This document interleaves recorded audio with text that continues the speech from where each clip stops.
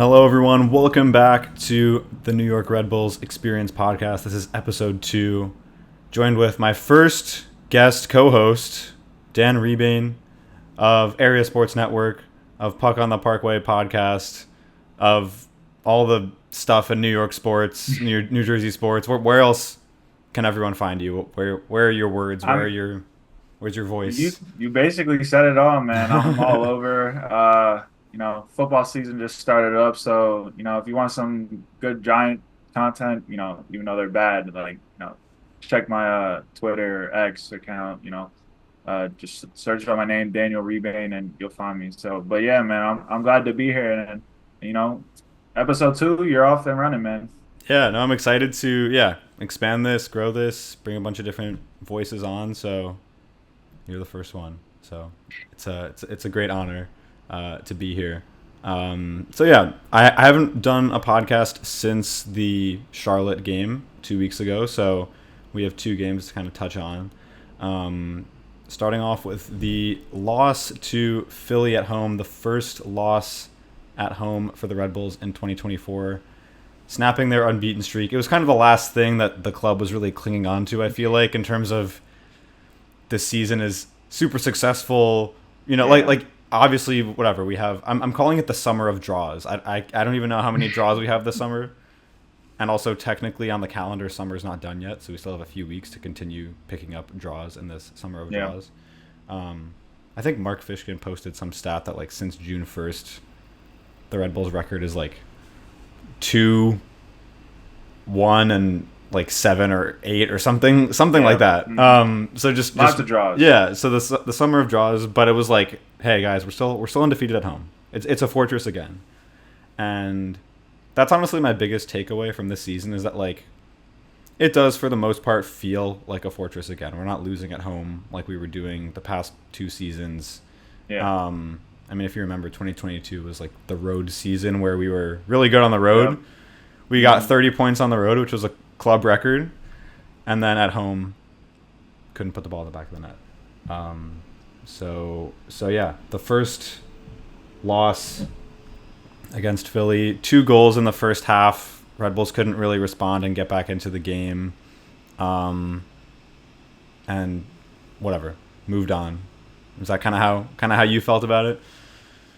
Yeah, and I kind of want to bring up Mark's stat right there, and Yeah, that record kind of coincides with Emil Forsberg being out, and you know what? Yeah, he's been a miss this year with that foot injury, and it kind of sucks that he got injured on international duty. But that's just what happens nowadays with all the games that these players play. They'll get injured in international duty, and you can't do anything about it. But yeah, just to bring up your summer of draws, I think yeah, you kind of set it out perfectly. Yeah, sometimes Red Bull's coming back and earning these draws, but a lot of times they're just like disappointing draws. Like we expected 3 points, or they played good enough to get the 3 points and they dropped 2 points. It's been underwhelming to say the least. But you bring up a good point. At least at home this year, they've been way better under Sandro Schwartz.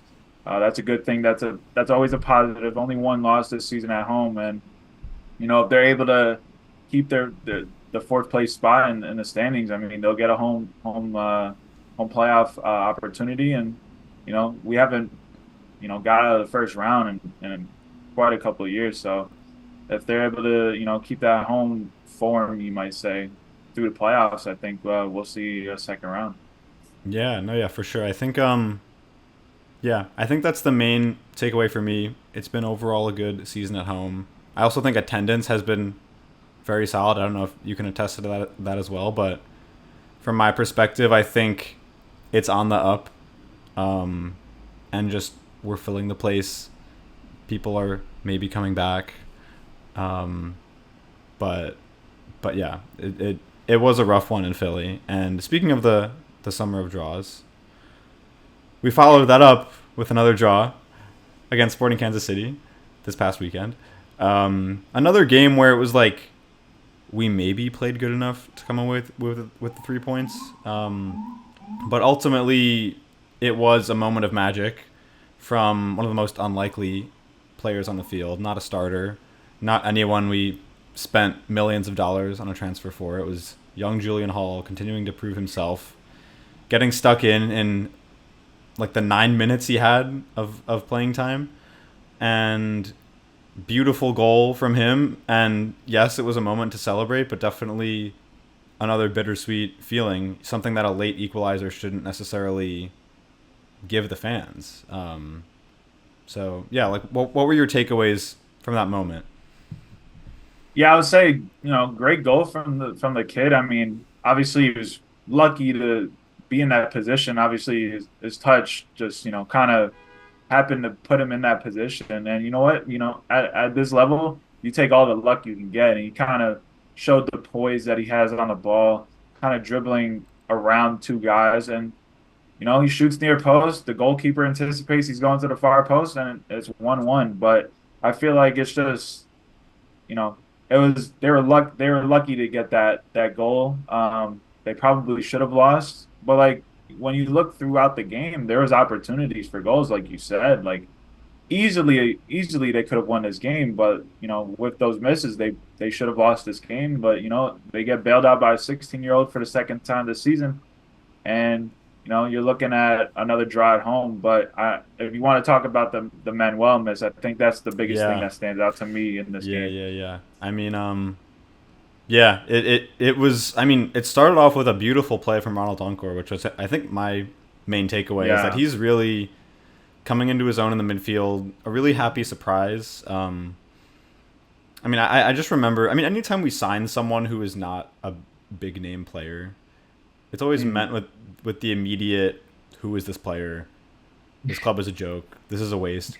And then you give it like a year, and then it's like, okay, wow, they're really showing that they bring something to the table. The scouting does work. The scouting does eventually, work. It pays off. It may take a year, 2 years, whatever. Um, but he's showing aspects to his game that, I mean, we've never seen Daniel Edelman make a pass like that. Not to say anything bad about Daniel Edelman's game. It's just a different type of Yeah. player in that position. Where, yeah, we've seen Ronald Donkor get really stuck in his limited minutes so far, and he's just growing more and more into a starter, getting more confidence, and he can play a beautiful ball like that through to Corey Burke, who I think should have taken a shot and not kind of tried to go too close to the 6 yard box, but it does fall fortuitously to Elias Manuel, who, yeah, point blank, just At the really penalty rough spot, by the at the way. penalty At the spot, penalty spot. and I am a big Manuel fan. I think he always scores bangers. He's never scored a tap in. He's never shot the ball with barely any pace. Like he scores beautiful goals, and I'm just hoping that he will blossom into someone super consistent. But yeah, that miss was really just more of the same, and it was, you just felt like the gasp around the arena, and it was just, just kind of a microcosm of this whole season, in one play, and the past few years at that in one play. So I think, yeah, that was the biggest close call of the game.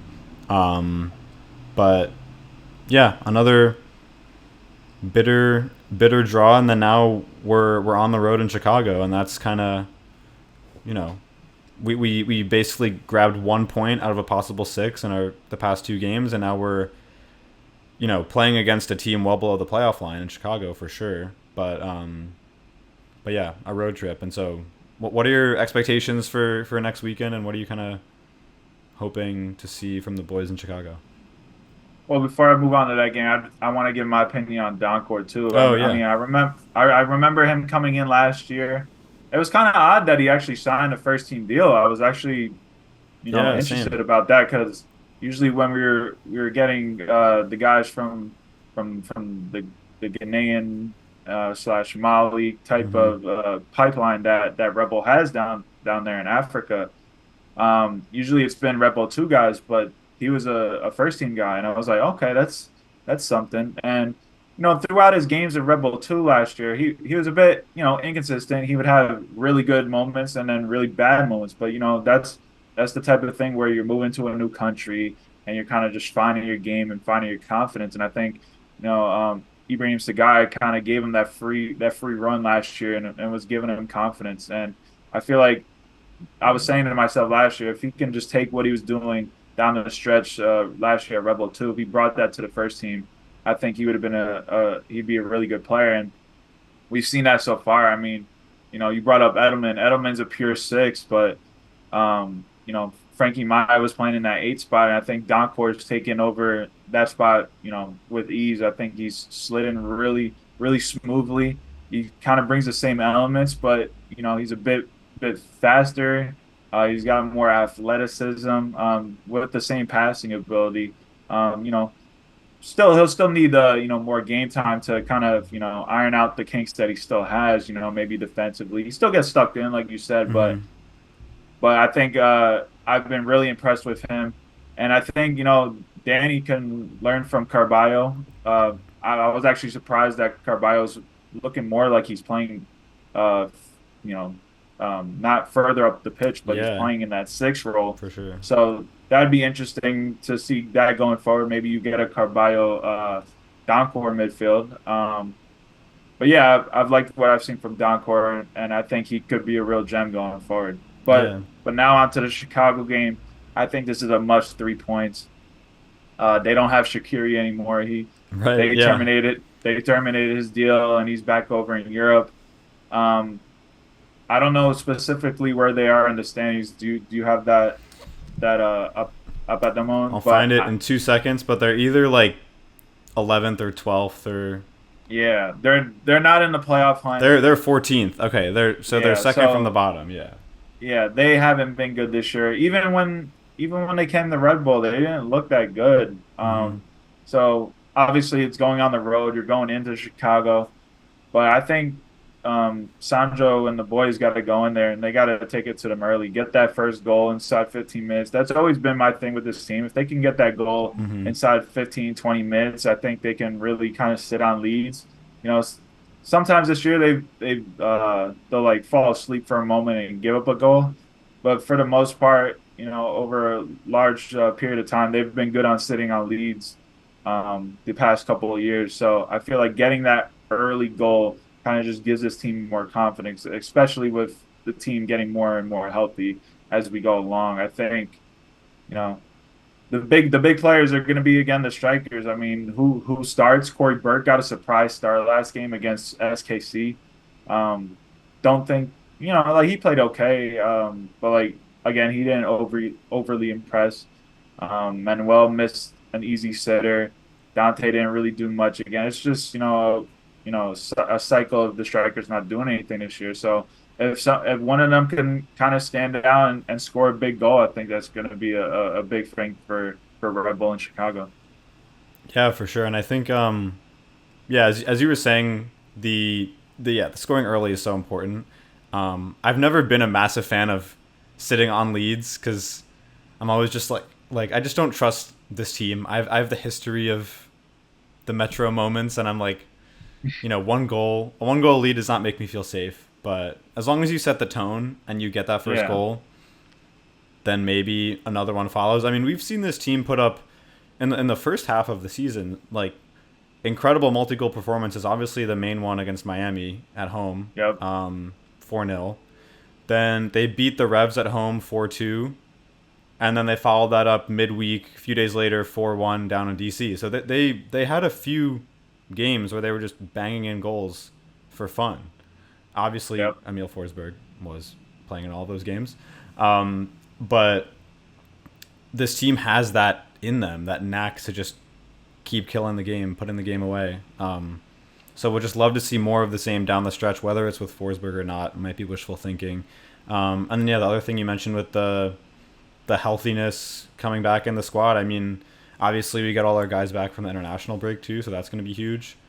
yep, But in terms of returning injuries, Serge Goma has been playing the past few games. Peter Stroud getting a hmm, start right as he comes back from injury, not even coming off the bench. Just Sandro puts him right back into the starting 11, so that was really cool to yep, see.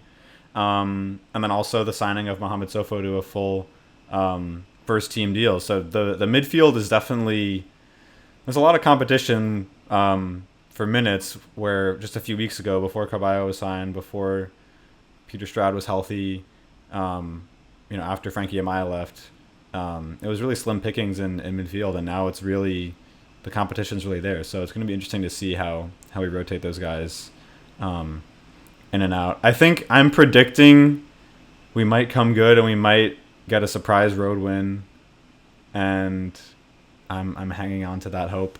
But then we have two home games to close out September, which will be big games, no doubt. But nice to be at home to close out the month. Yeah, I'll give my prediction for that game too. I'll say 2-0. I think they can go into Chicago, reeling Chicago. They've been struggling all year. I think they can go in there and get a 2-0 win, come home, and let's close out September strong. For sure. No, it'll be good. I'm excited. 8:30 kickoff because we got the time difference, so yeah, a bit later than you're used to, but same place on MLB last Season time Pass. outside the Eastern time zone, I believe, right? Last time outside the Eastern time zone. I think, are they the only Eastern Conference team that does not play in the Eastern time zone, or is Nashville Central? I think Nashville Central time. Yeah, I think those are the only two. I could be wrong. So. Yeah. Anyway, that was a little tangent there. That was my geography nerd side coming out. Okay, so moving on, I think one thing I wanted to quickly touch on is just a bit of, or a bunch of personal news that's happened in the past week or so for me. The first thing being I decided to rebrand my name on Instagram. As you guys know, I was going by nyrb.experience ever since pretty early 2018 when I started the page.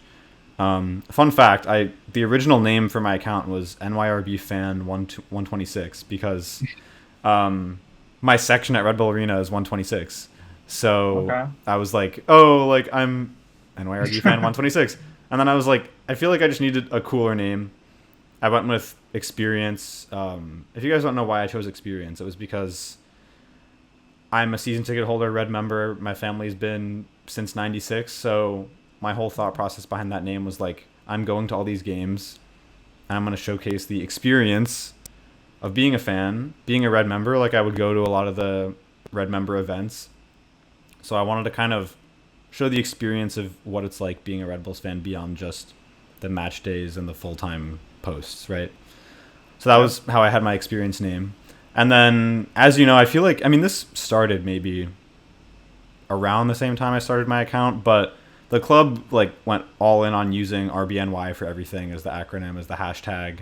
And I was stuck with the NYRB, and as we know, the New York Review of Books is what the joke is when you look up NYRB. So all the other Red Bull accounts had RBNY, and I just thought I should eventually just change to RBNY. And then I thought about and actually had a friend give me this idea to abbreviate Experience to XP. So now I'm RBNY.XP. So same vibe, same experience. Just shortened the name and changed it up. I kind of had a bit of fun too with the teaser graphic I was doing. I think a lot of people thought I was dropping merch. But we'll see. I don't think merch is out of the question. Yeah, maybe. Yeah, probably soon. We'll see.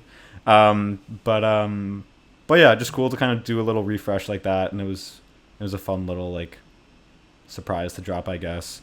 But then the other news last week was the game against Sporting Kansas City was the first game that I was fortunate enough to receive a press credential and be a part of the media for the first time. Welcome. So thank you.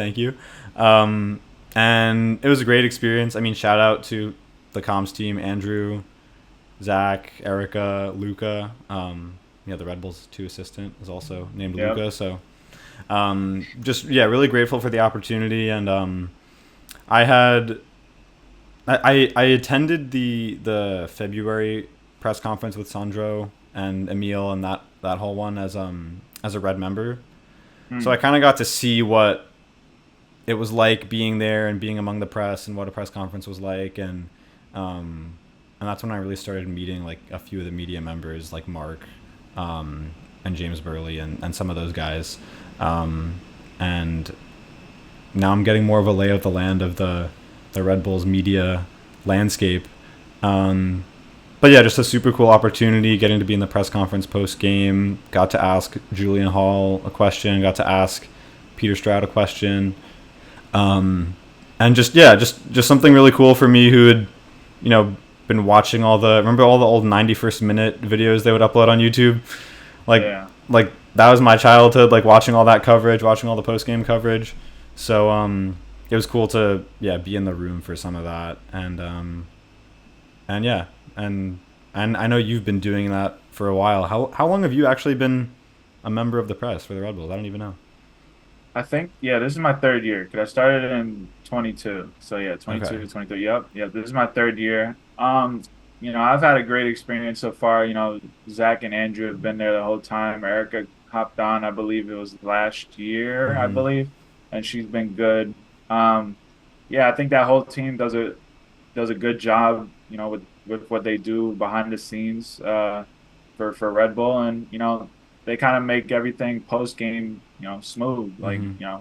and then all the players come out after we do the coach talk, and they give us the time that they offer, and it's all good fun. I enjoy my time in the media so far, and hopefully it keeps going with Red Bull. Hopefully they keep taking more steps going forward. But yeah, right now having a good time. I hope to see you at a game soon, man. Yeah, no, for sure. I'll be applying again for the 21st, so fingers crossed. But no, it was great to be there for the first time and just soak it all in, and also sitting in the press box that we know will no longer be there after this season. So Yeah, the last year, soaking man. that in a little bit, and yeah, it was great. Just it felt closer with the players, the fandom, just and new content ideas too for the page. So it was good all around. All right, so I asked you guys last week on my Instagram to submit some hot takes, Oh and boy. I did have to specify what a hot take is. I wasn't really trying to like patronize you guys, but I knew a lot of people would say the common sell the club, all those things. We need a striker, and it's like we all kind of agree that, or not necessarily agree, but it's Those like aren't hot. like Those are. everyone kind of has a consensus about a lot of those. So I was like, Yeah. give us something that you believe deep in your heart that when you tell all your friends, they're like, bro, what are you talking about? Bro, like that's the dumbest take ever. So we have a few of those. We're gonna get into some of them. Some of them are hotter than others, but we're gonna share our opinions on them. And the first one from RBNY season, another Red Bulls fan page on Instagram, is Dylan Nealis is the most underrated player at the club. What's your take on that? Yeah, I mean, I think he's one of them.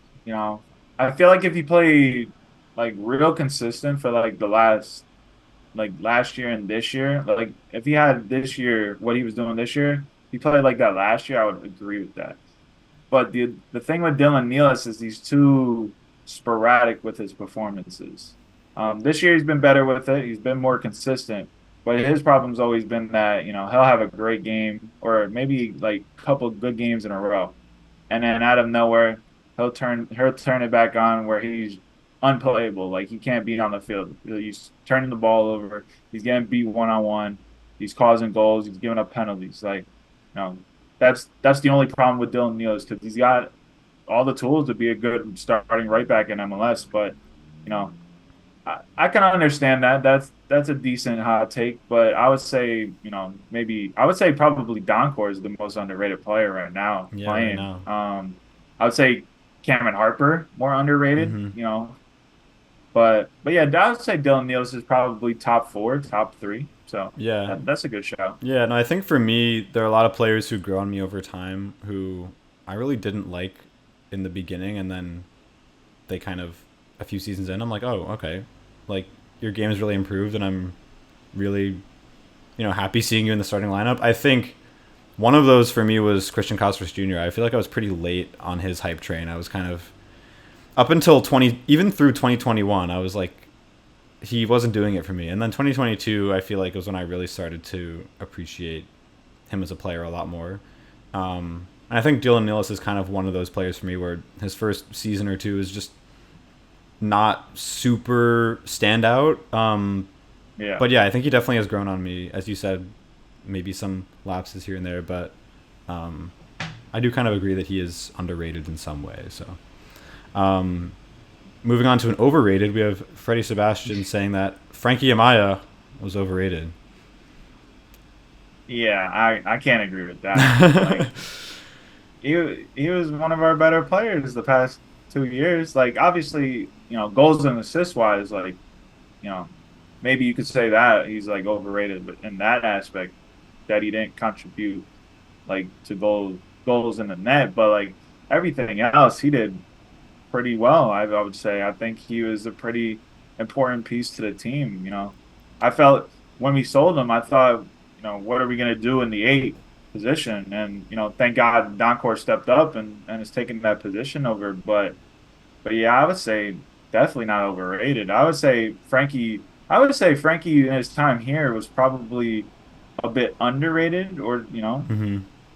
like I don't know. Me personally, I thought he was a bit underrated. I would say like sometimes I would get frustrated at Frankie, but most of the time, like, damn, Frankie playing good today. All right, okay. Yeah. But overrated, I wouldn't say that.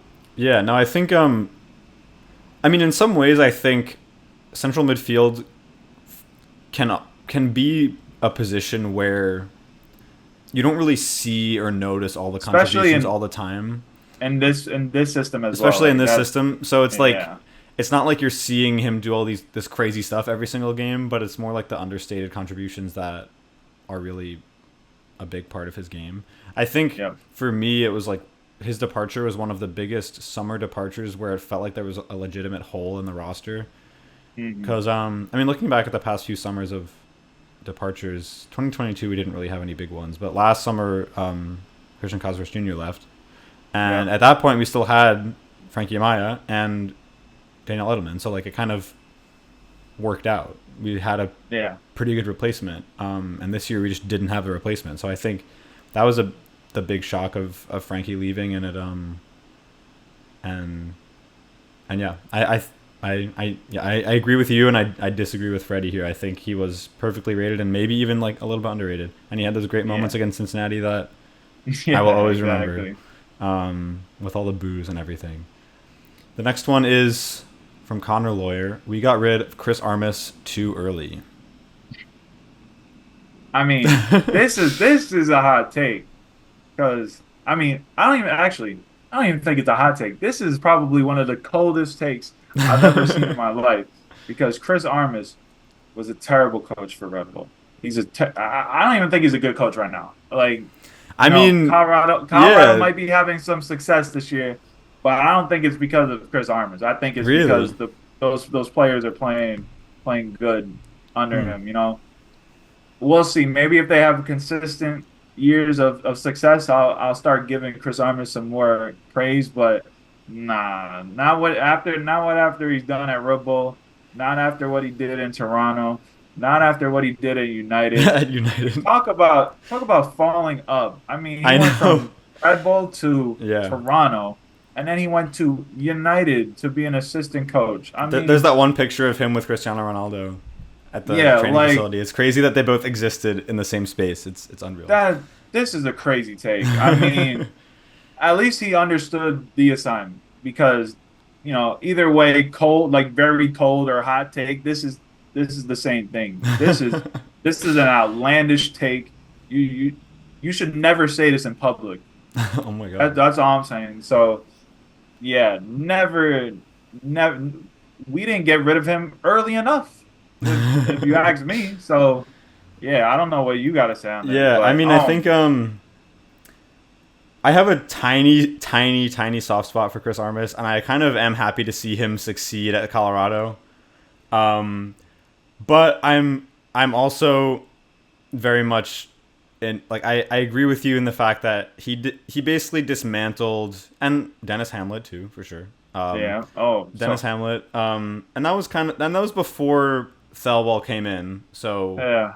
Hamlet was still kind of, holding the reins for the most part.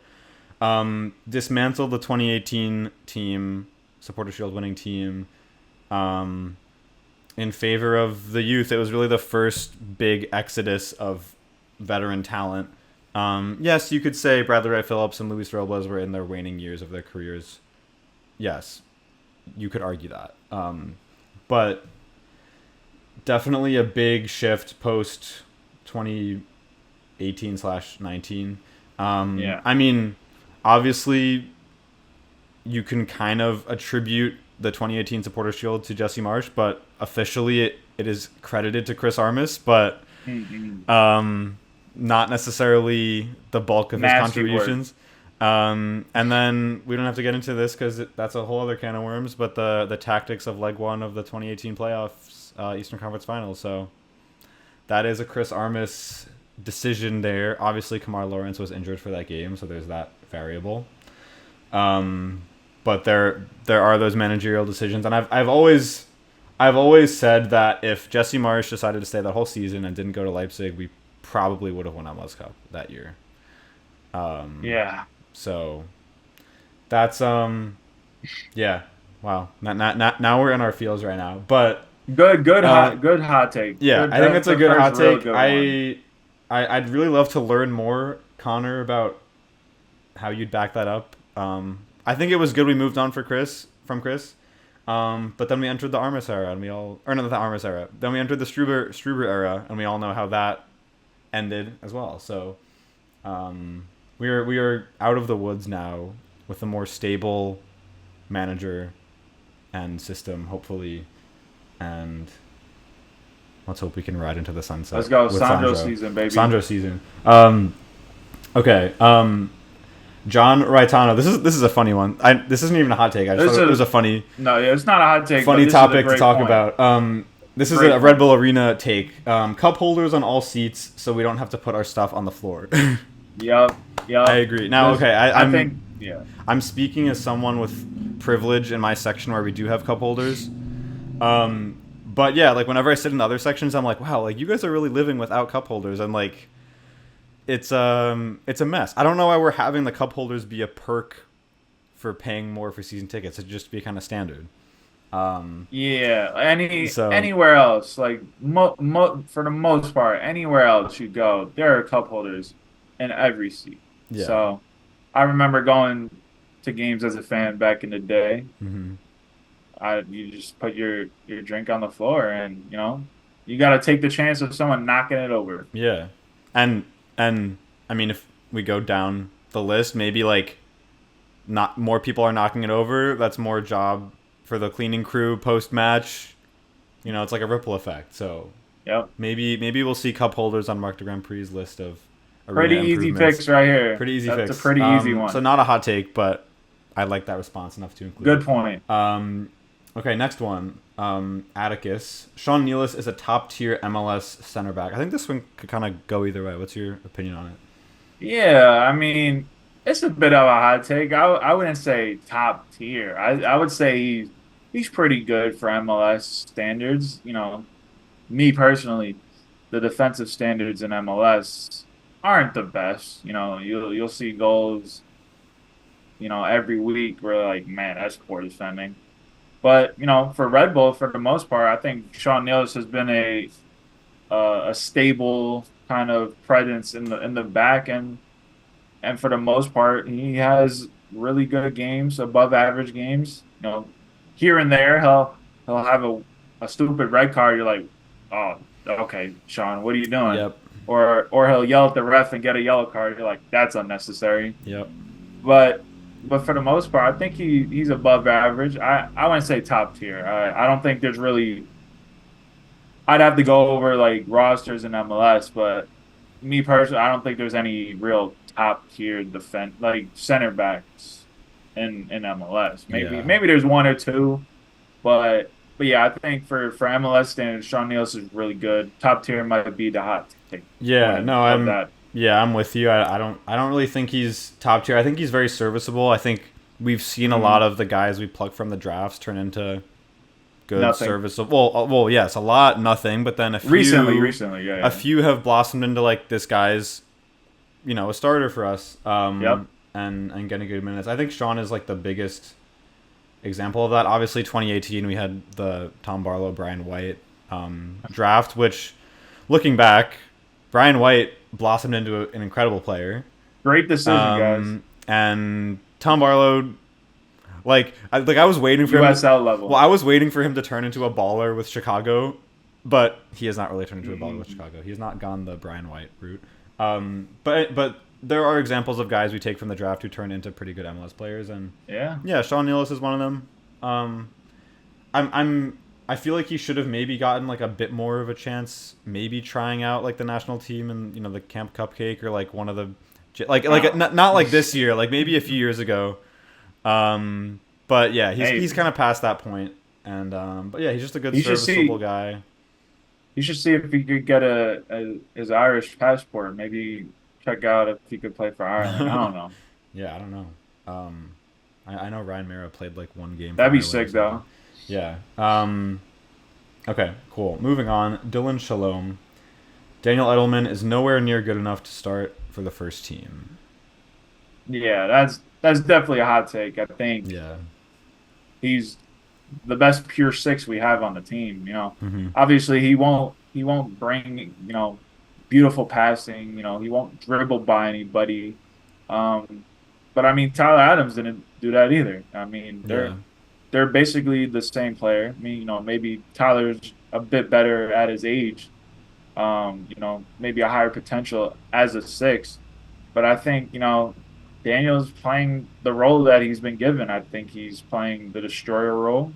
His passing has gotten better since the start of last year, and that was what he wanted to improve most is his passing. And from what I see from the press box, at least, his passing has improved. Maybe the numbers don't show, like his percentages haven't improved, but like his long ball, his switches have been better. Than when he first came up to the first team and the second team. Nowhere near good enough. I wouldn't say that. Carballo is probably better than him if they're looking at him to be a sixth. Yeah. So maybe you would say that. But yeah, he's definitely good enough to be in the starting 11. I think personally, I think for me, He just always gets stuck in. He's a dog for me. He's always going around. He's always getting in crazy tackles. I mean, if you remember the red card he got against Barcelona, like obviously it's a friendly, so it's like you don't really care. But I'm like, yeah, I like that. He's working for the badge in a friendly like that. Again, kind of like what we were talking about before in this system in central midfield with the sixes and the eights, like it's a bit of an understated position. So you might be like, this guy's invisible. What does he do on the field? His job is just to get the ball to the guys right in the attacking midfield and striker, and he does that. And break up plays in midfield too. So, yeah, exactly. Yeah, so he does his job. He does his job. That's what Sandro asks of him. Yeah, and he does it. So yeah, I think he's a guy before Carballo comes in that he's penned in. You don't even take him off the sheet. For sure. So yeah, we'll see if Carballo really grows into his role and acclimates to the system, and we'll see who he'll bump off if that happens. Okay, next one. A. Palacio. We never really had a team good enough to win MLS Cup. I assume he's talking about dating back to 1996. So what are your short list of teams that you feel like were good enough to win MLS Cup? Okay. I'll take this question, or I'll take this hot take two ways. I'll say if he's saying that this team, wasn't really good enough to win MLS Cup, you're right. You're correct. The 2024 New York Red Bulls, yeah. Yes, 2024 Red Bulls. 100%. On paper, aren't good enough to win MLS Cup compared to the rest of the teams around. Yeah, and Sasha Kleshton said we're overperforming.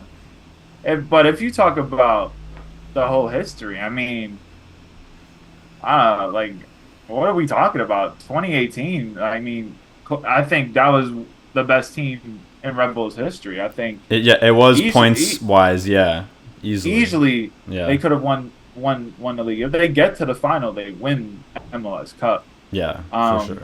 And we would have hosted that year too. and So the two other years that we won Supporter Shield, you know, they could have won those games. They could have won the MLS Cup that year too. I mean, you know, never really had a good enough team in our history. That's outlandish. I mean, that first, I feel like that first Supporter Shield, you know, that was a real like, yeah, we're good enough. You hmm know, before 2011 was before my time of becoming a real fan of the hmm team. So you might have a better perspective of those type of teams before them, but I feel like in the 2010s, I think, you know, almost all those teams had real shots of winning MLS Cup until you got to the later, you know, after 2018.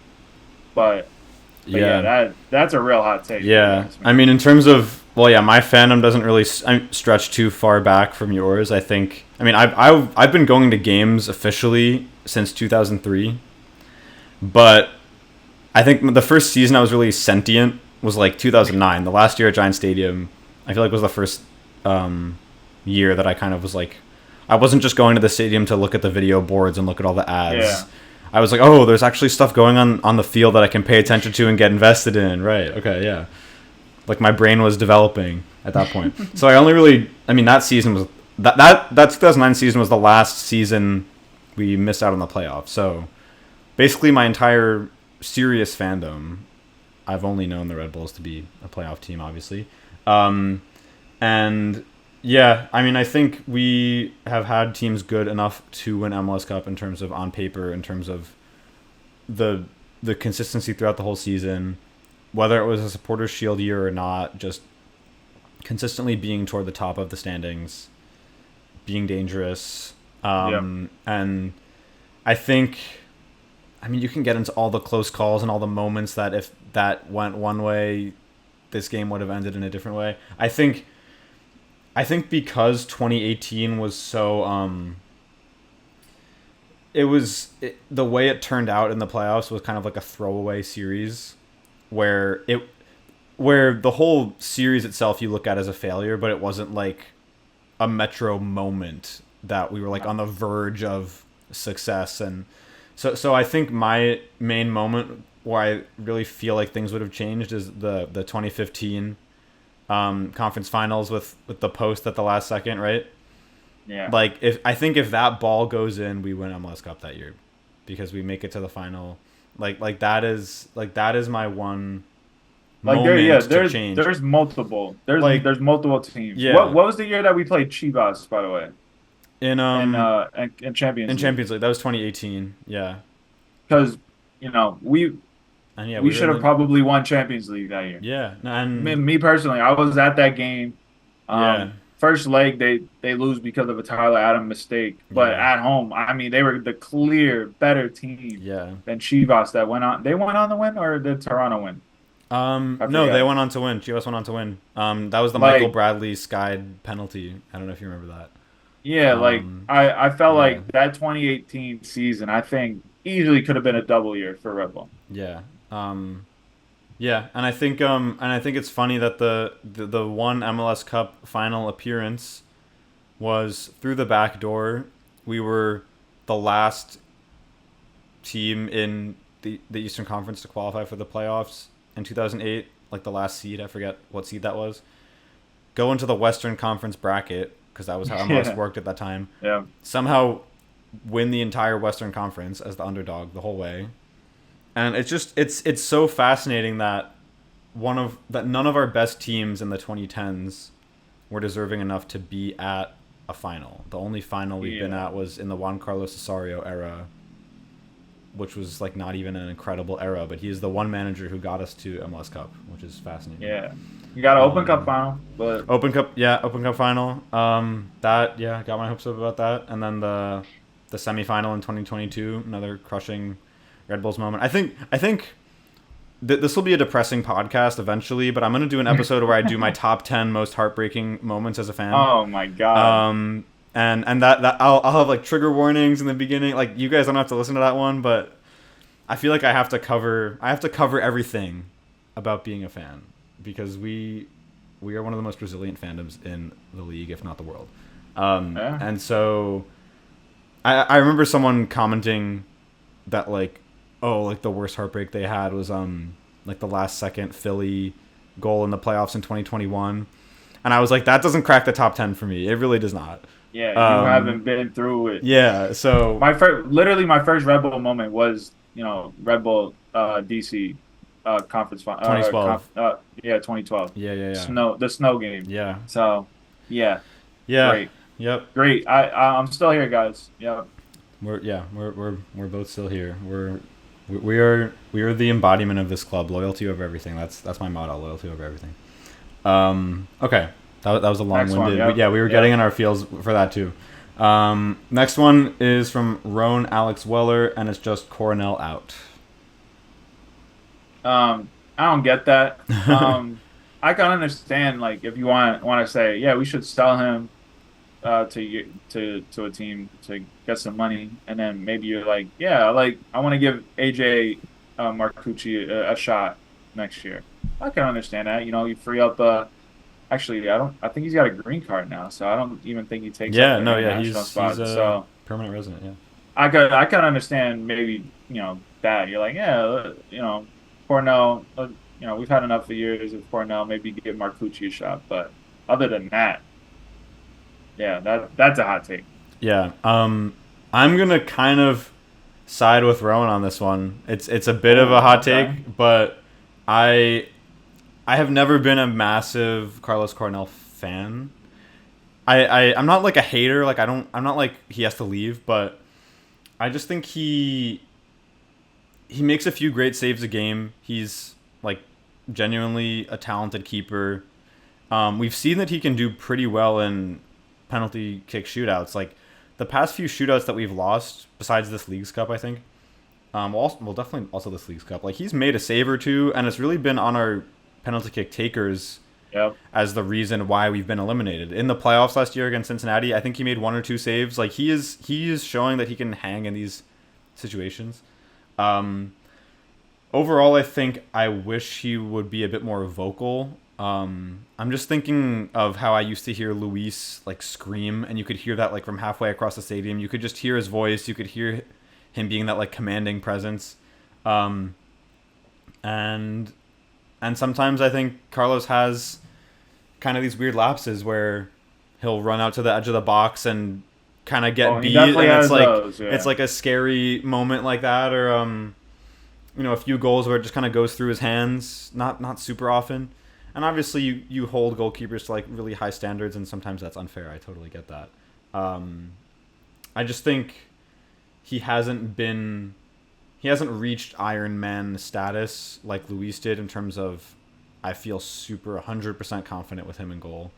I would say I kind of feel like 60 to 70% confident with him in goal, which is not terrible. I mean, I think, as I said, I think he has great moments as a keeper. I think he's really solid, but just like if we moved on from him, I wouldn't necessarily feel a gut punch, if that makes sense. Yeah, I can understand that. Yeah, My whole thing with like a goalie is, do I worry about having you in the 11? Like, am I looking at the 11 like, oh man, here we go? yeah, And I don't have that feeling with Cornell. I think yeah, if you look around the league, I take him over most goalkeepers in the league. hmm, So I feel like he's reliable enough. yeah, You brought up the times where he'll rush out. That's the type yeah, of goalie he is, man. He takes yeah. risks. Sweeper keeper a little bit.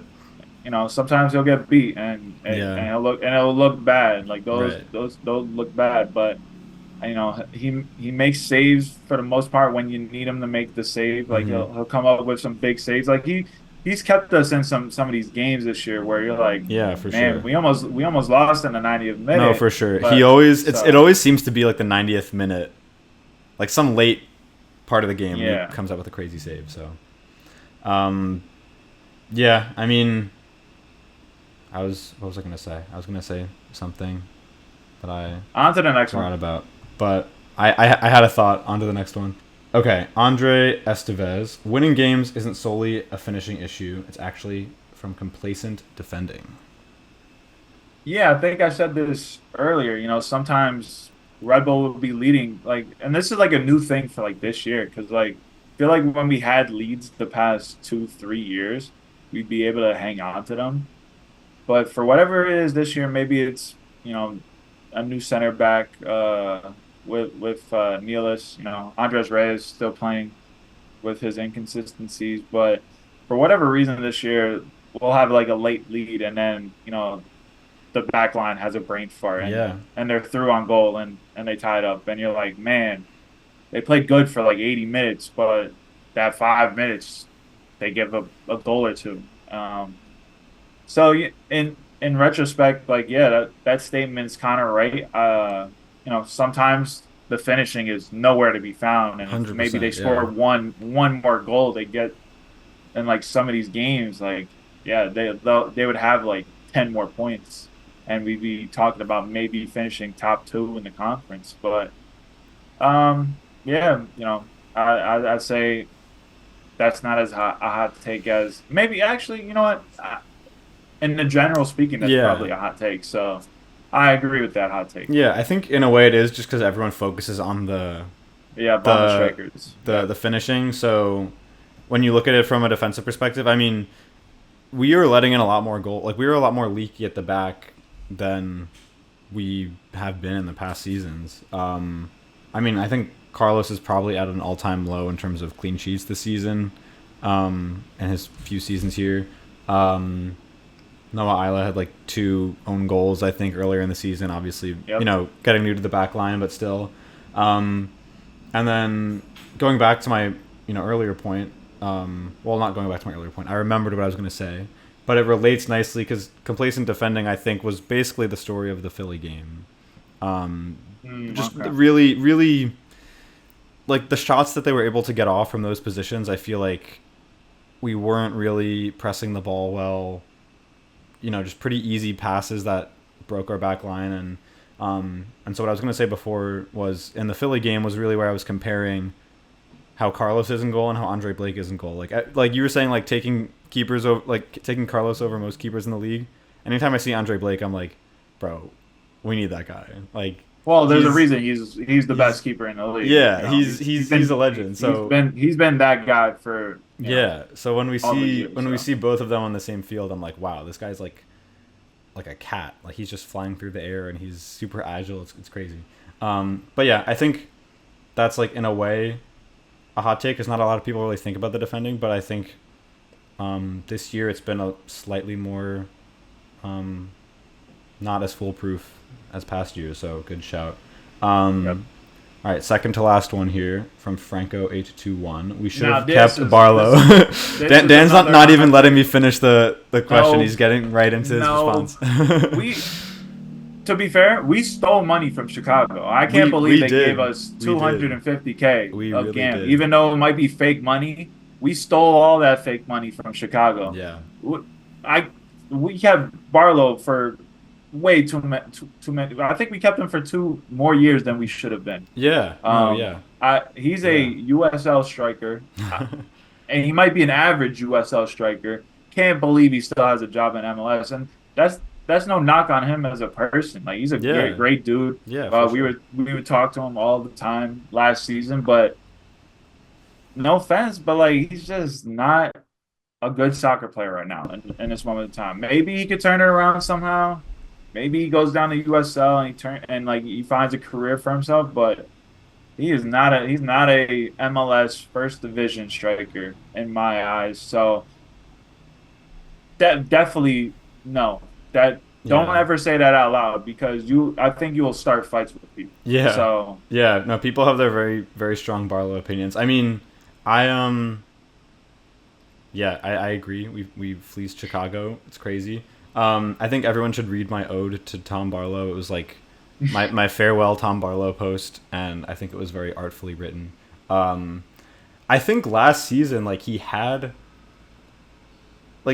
scored he had on opportunities. not decision day, the game before decision day, our final home game of the season. He scored. Then he scored 2 goals in the playoffs, and it was like obviously no one was a fan of him at that point, but it was like wow, he's like showing up in these moments. Obviously his goals were always kind of like felt accidental. Fluky. Like Yeah. They were so they're so fluky. fluky. I think at a certain point I was in so much denial about him still being on the roster that I just thought it was funny. Like every time he was on the field and did something, I kind of put my hardcore Red Bulls fan aside just from an entertainment perspective. I was like, this is hilarious that we are watching this week in and week out. And I just think the amount of managers that he fell in favor with too is astonishing. Like he was But like signed again, during Chris Armas, yeah. and we had Armas, Struber, Lassane, and all of them trucked him out. So I mean, again, he tried. Like he tried. if there Yes, was a guy, you're like, man, he's really putting 100% effort yeah, into what he does.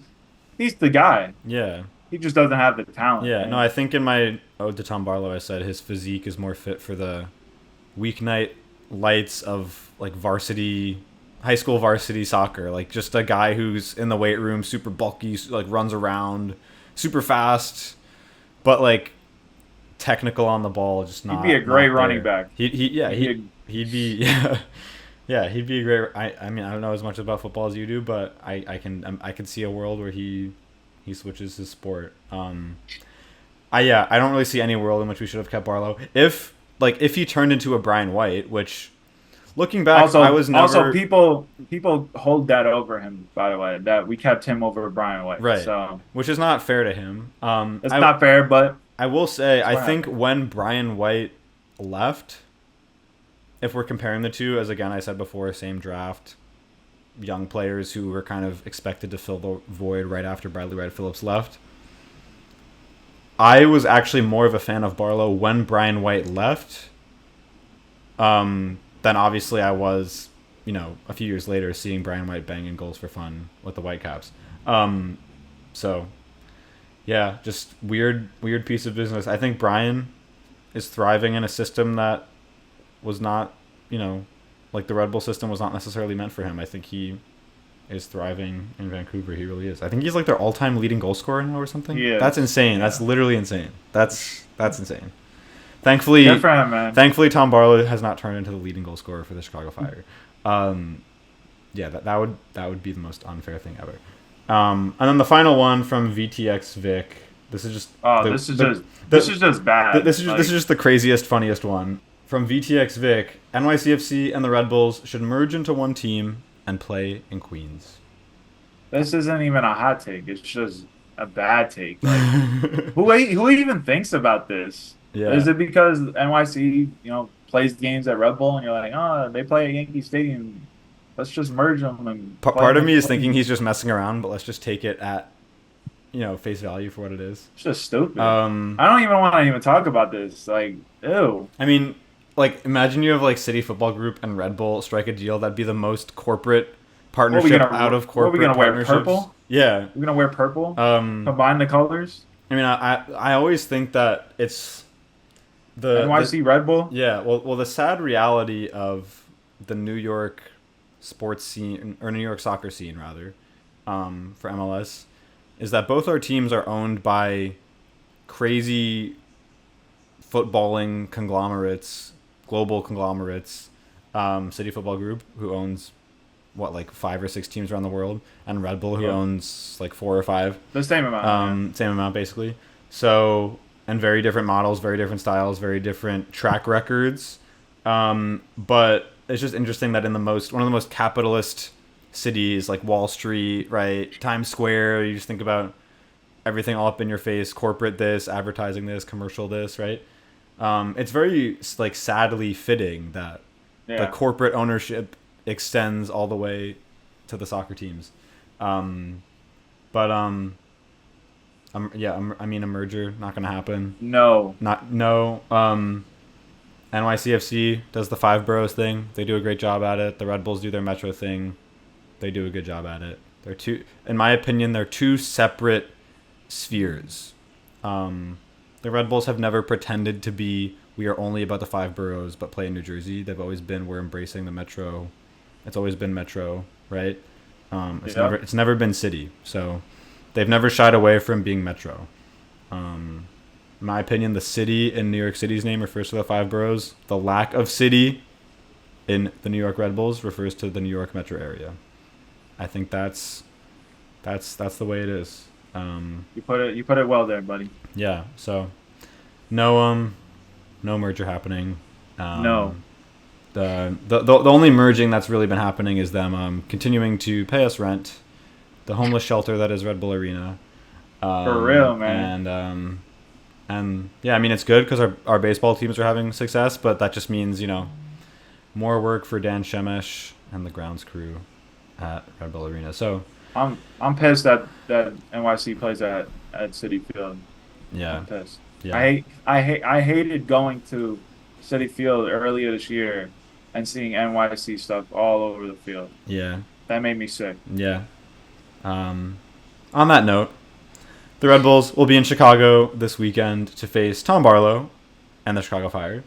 I could very well see Tom getting a goal just because all our former players score. Would on be us. poetic. Would be poetic. But that'll be 8:30 p.m. Saturday, September 14th on MLS Season Pass on Apple TV, and hoping the Red Bulls can get a surprise result on the road before finishing out the month of September with 2 home games, one against Atlanta, one against New York City FC, the Derby, to close out the month. But yeah, it's been Luca Richman and Dan Rebain. Dan, thank you so much for coming onto the pod. No problem, I think honestly the bulk of this was just us going over our hot takes. But yeah, thank you guys for submitting the hot takes. I really like doing that like crowdsourcing, right? So I'm going to be doing more of that. And yeah, I hope you guys enjoyed and let's go Red Bulls, baby. Yeah, let's go Red Bulls, baby.